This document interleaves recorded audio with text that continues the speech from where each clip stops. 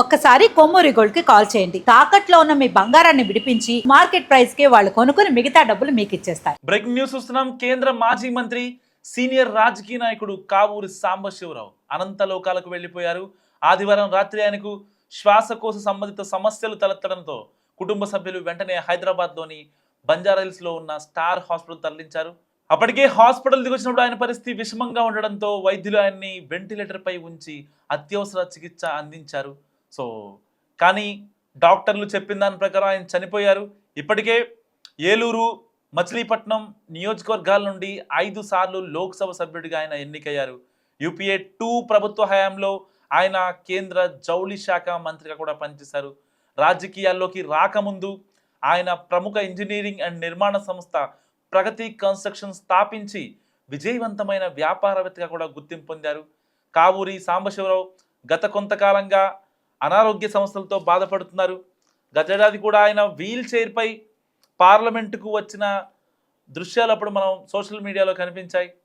ఆయన ఆసుపత్రిలో చేరారన్న వార్త తెలియగానే ఉమ్మడి రాష్ట్రానికి చెందిన పలువురు రాజకీయ నాయకులు, ప్రముఖులు హాస్పిటల్కు చేరుకొని ఆయన ఆరోగ్య పరిస్థితిని అడిగి తెలుసుకున్నారు. కానీ కావూరి త్వరగా కోలుకుంటారని అందరూ ఆయన అభిమానులు, కార్యకర్తలు ప్రత్యేక పూజలు కూడా చేశారు. కానీ కట్ చేస్తే ఆయన మృతి చెందారు. నిజంగా ఉమ్మడి తెలుగు రాష్ట్రానికి ఆయన చేసిన సేవలు నిజంగా ఎవరూ మర్చిపోలేనటువంటివి. ఆపదలో ఎవరన్నా ఉన్నారని ఇంటికి వస్తే ఆయన చాలామందికి సహాయం చేశారు. ఆయనకు సంబంధించిన చారిటీస్ కొన్ని ఉన్నాయి. ఆ చారిటీస్ త్రూ కూడా చాలామంది ఆయన వల్ల లబ్ధి పొందారు.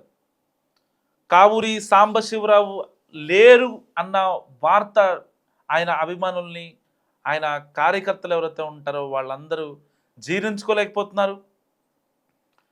1943లో పుట్టిన ఆయన వరంగల్ నిట్లో డిగ్రీ పొందారు. 5 సార్లు ఎంపీగా, ఒకసారి కేంద్ర జౌళి శాఖ మంత్రిగా కావూరి సాంబశివరావు సేవలందించారు.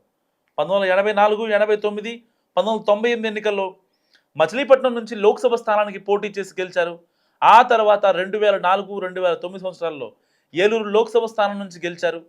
మన్మోహన్ సింగ్ ప్రభుత్వంలో జౌళి శాఖ మంత్రిగా కూడా సేవలందించారు. మొత్తంగా 8, 9, 12, 14, 15 లోక్సభలకు ఆయన ప్రాతినిధ్యం వహించారు. 2014 వరకు కాంగ్రెస్ పార్టీలో చురుగ్గా ఉన్న ఆయన రాష్ట్ర విభజన తర్వాత బీజేపీలో చేరారు. అప్పటి నుంచి ఆయన పెద్దగా యాక్టివ్గా లేరని చెప్పాలి. సో కావూరికి ఒక కుమారుడు, 3 కుమార్తెలు ఉన్నారు. విశాఖపట్నం ఎంపీ నందమూరి బాలకృష్ణ చిన్నల్లుడు భరత్ స్వయాన ఈయన కూతురి కొడుకే. ఏపీ మంత్రి నారా లోకేష్ ఇటీవలే ఆయన ఆరోగ్య పరిస్థితిపై ఆరా తీశారు. స్టార్ హాస్పిటల్స్లో చికిత్స పొందుతున్న ఆయన్ను పరామర్శించారు. సో ఆయన పరామర్శించి త్వరగా కోలుకోవాలని కూడా నారా లోకేష్ ఆకాంక్షించారు. ఆయనతో పాటు చాలామంది ప్రముఖులు కూడా ఆకాంక్షించడం జరిగింది. కానీ వెంటిలేటర్పై చికిత్స పొందుతూ ఆయన ప్రాణాలు విడిచారు, అనంతలోకాలకు వెళ్ళిపోయారు. నిజంగా కావూరి సాంబశివరావు లేరన్న వార్త చాలామంది రాజకీయ నాయకులు, రాజకీయ ప్రముఖులను కలిచివేస్తోంది. ఎందుకంటే ఆయనకంటూ ఒక తనదైన ముద్ర వేసుకున్నారు.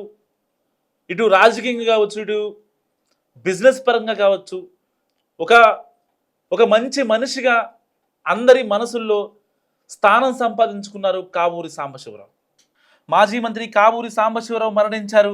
హైదరాబాద్లోని బంజారాహిల్స్లో ఉన్న స్టార్ హాస్పిటల్స్లో చికిత్స పొందుతూ పరిస్థితి విషమించడంతో మృతి చెందారు.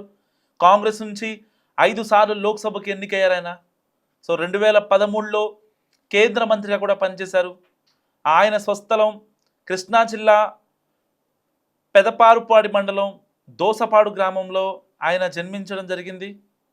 సో ఇప్పుడు ఆయన లేరన్న వార్త ఇటు కుటుంబ సభ్యుల్లోనూ, ఇటు పార్టీలకు అతీతంగా ఆయన లేరన్న వార్తని ఎవరు కూడా డైజెస్ట్ చేసుకోలేకపోతున్నారు. చాలామంది దిగ్భ్రాంతి వ్యక్తం చేస్తున్నారు ఆయన మృతి పట్ల. ఇప్పటికే పార్టీలకు అతీతంగా ఇటు కాంగ్రెస్ నాయకులు కావచ్చు, కొంతమంది బీఆర్ఎస్ నాయకులు కావచ్చు, ఆయనతో కలిసి పనిచేసిన నాయకులు ఎవరైతే ఉంటారో, ఇటు టీడీపీ కావచ్చు, జనసేన కావచ్చు, వైసీపీ కావచ్చు, ఉమ్మడి ఆంధ్రప్రదేశ్లో కీలకంగా ఉన్న నేతలు, ఇతనితో పనిచేసిన నేతలు అతని కింద ఉన్న ఎమ్మెల్యేలు వీళ్ళంతా కూడా దిగ్భ్రాంతి వ్యక్తం చేస్తున్న పరిస్థితి.